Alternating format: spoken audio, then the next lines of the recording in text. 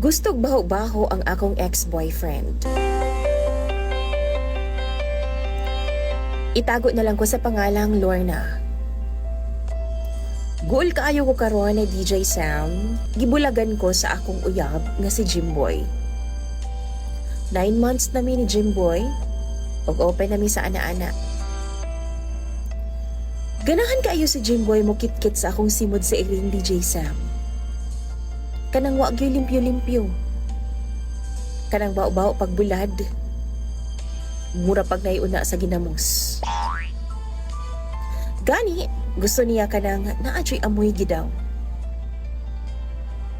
Gusto niya, dili manghugas kay original nga baho gyud ang iyang gusto. Mura siya og janitor fish, DJ Sam.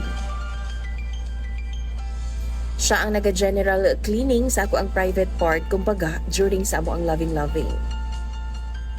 One time, 3 days nga naa siya sa business trip. Og sa pag-uli niya, timing nga bag-o kong ligo. Humot, og presko kaayo ko ni adtong tungura DJ Sam.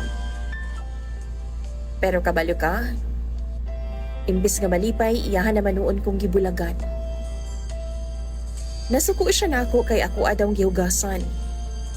Na dapat daw, pasagdan ra nako nga manimaho kini kay maugi daw ang iyahang giganahan o giapas nako. Why baho? Wala daw siya gana sa kama, DJ Sam. Og tungod ni adto, gibiyaan ko niya og 1 week na nga wala na siya mibalik pa sa ako ang boarding house. Ni chat o di ba ka mag-call, wala gyud DJ Sam. Unsa man ang akong buhaton. In love kaayo ko sa iya ha. Tabangi daw ko be. Og hatagi ko ninyo sa inyong advice. Imong follower, Lorna.